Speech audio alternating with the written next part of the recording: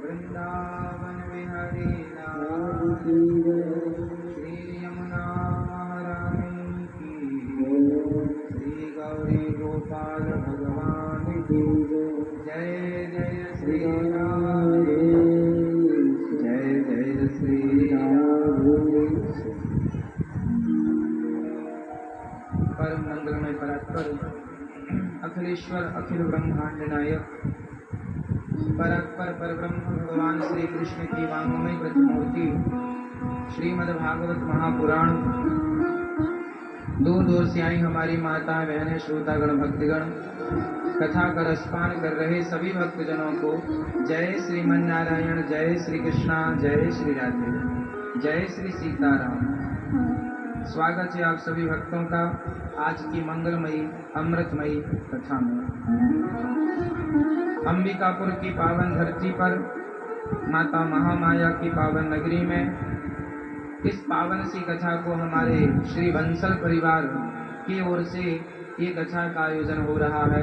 एक बार पूरे बंसल परिवार के लिए सुंदर तालियां होनी चाहिए। आपको जैसे खुशी मिले ठीक है, पर परंपरा तो लड्डू की, हमारी भारतीय, हमारी जोड़ने की परंपरा।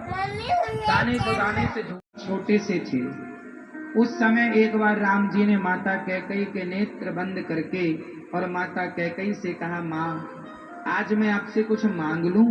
माता कैकेयी ने कहा, राम जो तुम मांगोगे जरूर दूंगी, बताओ क्या चाहते हो।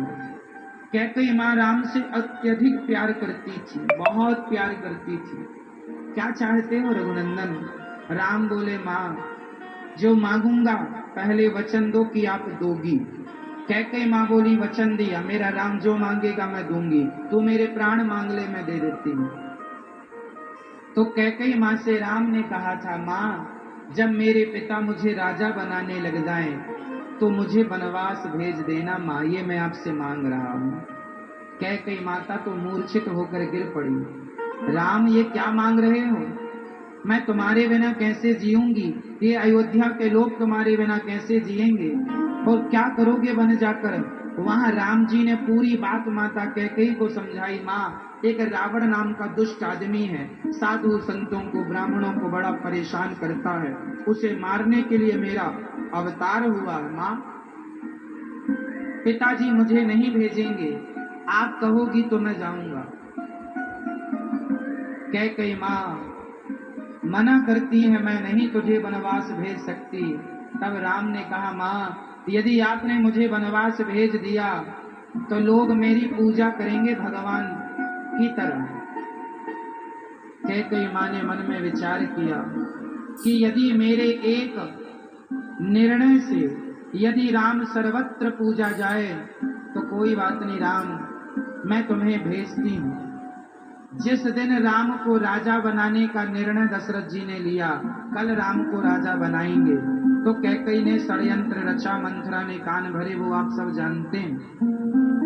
कैकेयी ने 14 वर्ष का ही वनवास मांगा, क्योंकि कैकेयी बहुत बड़ी ज्योतिष की ज्ञानी थी।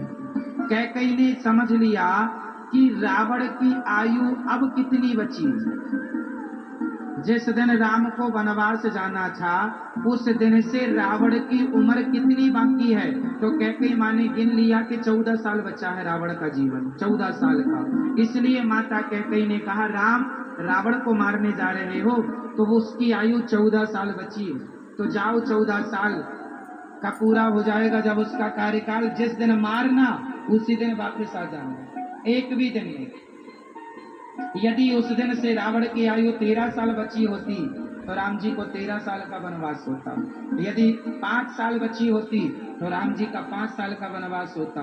लेकिन जिस दिन राम जी को राजा बनाने का निर्णय दशरथ जी ने लिया, उस दिन से रावण की आयु केवल 14 साल शेष बची थी। इसलिए जिस दिन राम को राजा बनना था उसी दिन राम को वनवास जाना पड़ा, क्योंकि रावण की आयु 14 साल। इसलिए कैकेयी माँ ने राम को 14 वर्ष का ही वनवास दिया था। राम जी चले वनवास। जब वनवास की ओर राम जी चले तो ये तो पहला कारण था। वनवास भेजने का।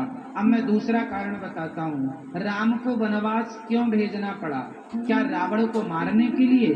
ना, वनवास राम जी का नहीं हुआ, सच्चा वनवास तो लक्ष्मण जी का हुआ था। लंका में एक आदमी ऐसा था, रावण को तो राम जी अयोध्या रहकर भी मार सकते थे, अयोध्या में रहकर भी राम जी रावण को मार सकते थे, पर लंका में एक आदमी ऐसा था जिसे अयोध्या में रहकर नहीं मारा जा सकता था। वो कौन था? आप बताओ, कौन था वो जिसे अयोध्या में रह के नहीं मारा जा सकता था? क्या नाम था उसका?